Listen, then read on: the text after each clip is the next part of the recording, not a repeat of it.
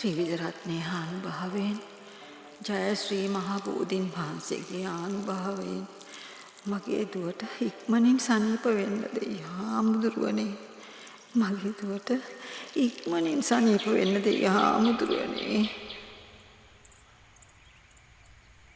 සාදු සාදු සාදු සාදු.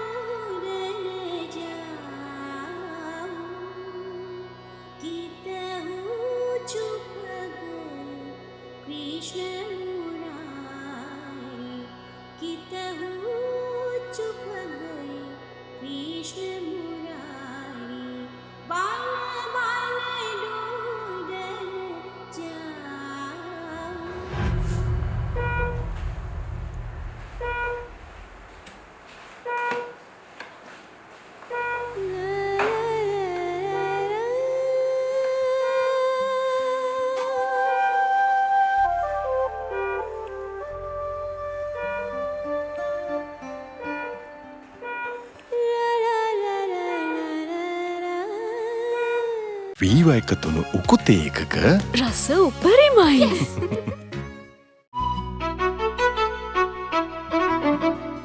ඇක්ටිවේටඩ් චාකෝල් සමගින් දැන් ඉස්සුරි නැති ක්ලීන් හිසකට නව ක්ලියර්මෙන් ඩීප් ක්ලෙන්ස්. නදීගේ අනුතර සිද්ධ වෙලා දැන් මාස 3ක් වෙනවා.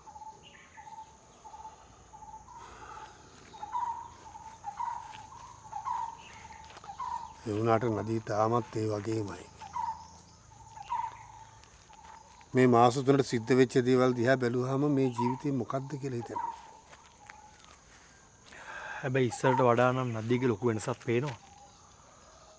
මට හිතෙනවා නදීට ඉක්මනට අතීතේ මතක් වෙයි කියලා. නදීගේ වියදම් වලට සෑහෙන මුදලක් නැවිලා යට කරලා තියෙනවා. හැබැයි ඉතින් ඒවා නදීම හම්බ කරපු සල්ලි.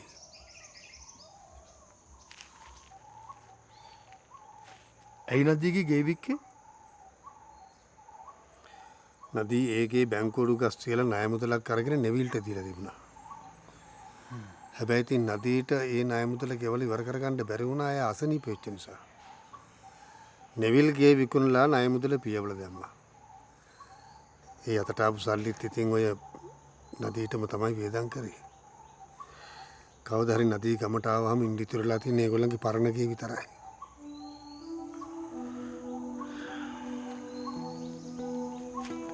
ඒ මොන වුණත් නදීගේ ජීවිතේ වටිනවනේ.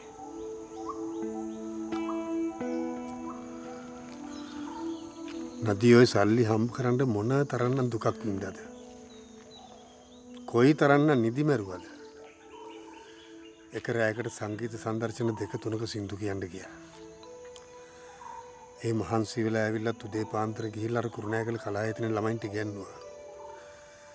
පුළුවන් වෙලාවට මෙහාට ඇවිල්ලා මෙහි ළමයින්ටත් ඉගෙනුවා. විශාරදි බය ගත්ත වෙලාවේ ඉස්කෝලේක ගුරුපත්වීමක් කරගෙන ඉගෙනුවා නම් මේ කිසි ප්‍රශ්නයක් නැහැ. නදීගෙන් හම්බ කරගත්ත මිනිස්සු දැන් කෝ?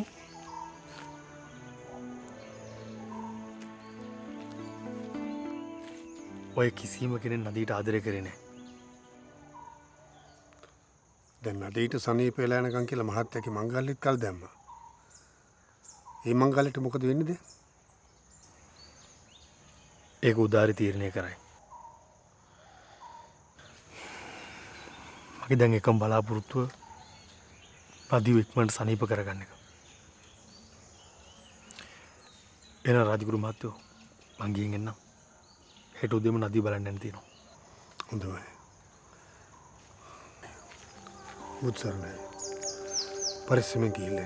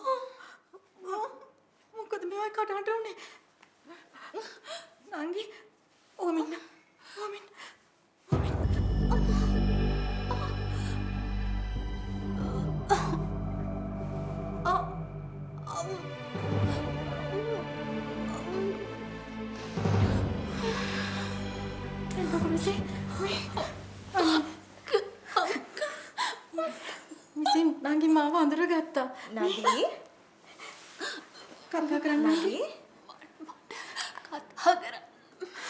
හරි ඔය සංසුන් වෙන්නකෝ. කතා කරන්න බෑලු මිසි. ඩොක්ටර්ට එන්න කියන්න. නංගි ඩොක්ටර්ට එන්න කියන්න. හරි ඔය සංසුන් වෙන්නකෝ. මම ඩොක්ටර්ට එන්න කියන්න. නංගි අනේ මාව අඳුරගත්තනේ. කතා කරන්නකෝ. අඬන්න එපා.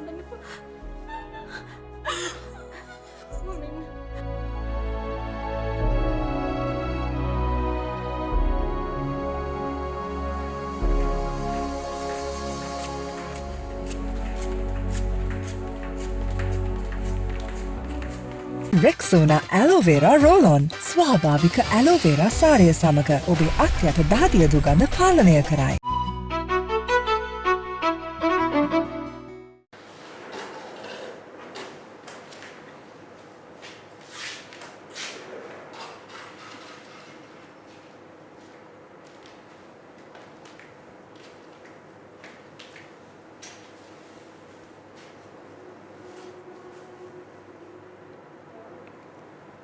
නදී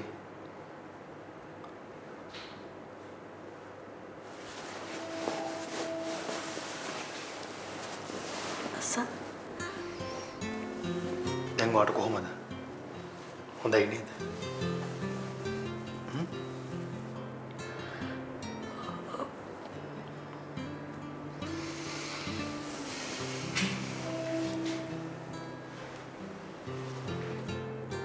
වා කිසිම දෙයකට බය වෙන්න එපා.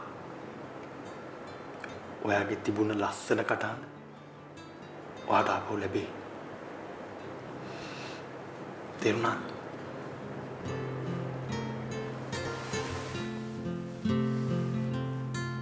ඉතින් ඇයි මේ අඬන්නේ? නදී ඔයාට මේ ලෝකේ කවුරු නැති වුණත්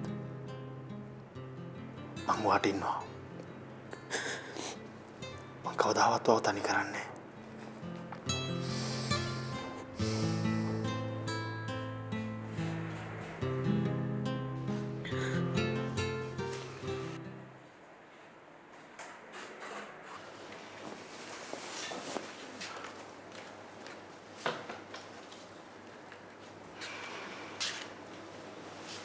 දැන් ඉතින් තියෙන්නේ නංගේ කටහඬ ගන්න එක පසන් මහත්තයා. දැන් නදීට ගොඩක් සනීපයි. එයාට අපි හැමෝම මතකයි. නදීට දැන් අතීතේ හොඳට මතකයි. මං ගිහලා ડોක්ටර් හම්බෙන්න. එහෙනම්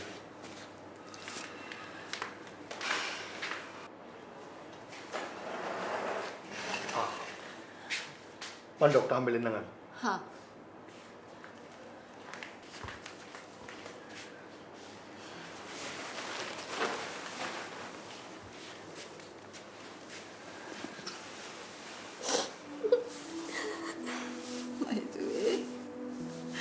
මයින්දුවේ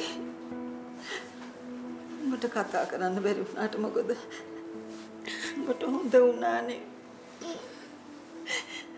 මට ඒ ඇති මය පුතේ මට ඒ ඇති මට හොඳ වුණානේ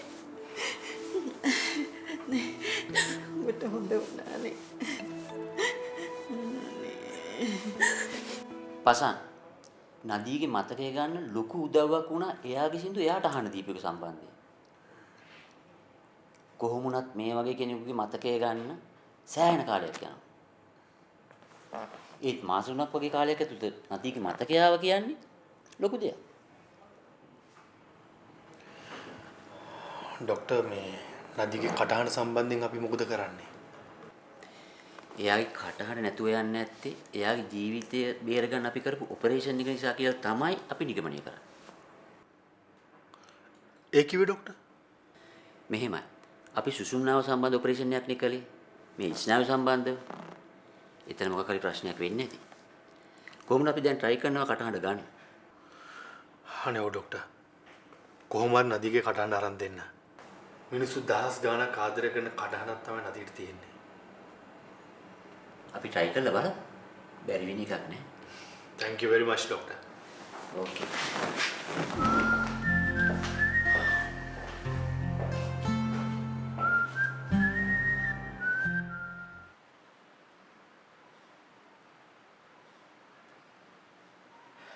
නදී ගැන මට හරිම දුකයි බං.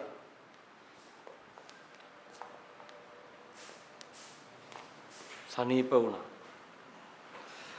අතීතේ මතක් වුණා.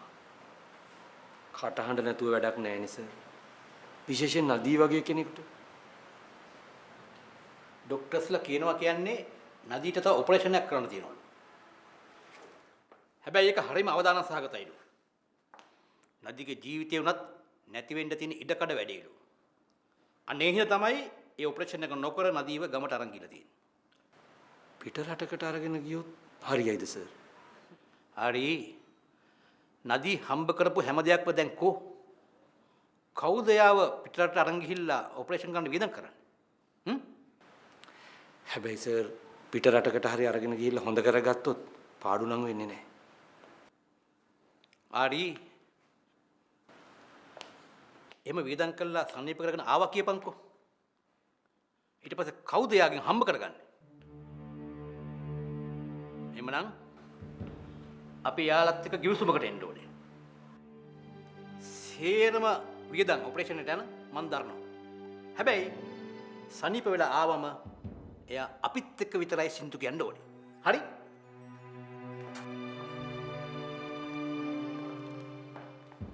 හරි සර්. මං එහෙනම් මේ ගැන නෙවිල් එක කතා කරලා බලන්නම්. හොඳයි. බාදම ගිහලා කතා කරපන්. මං යන සම්පූර්ණ විදම දරනවා.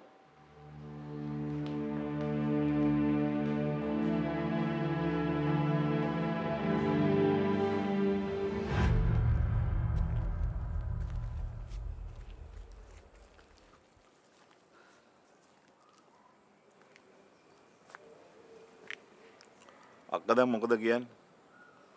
නදී දැන් ඉන්නේ ගමේ. මං උදාරිගේ තාත්තත් එක්ක කතා කරන්නද?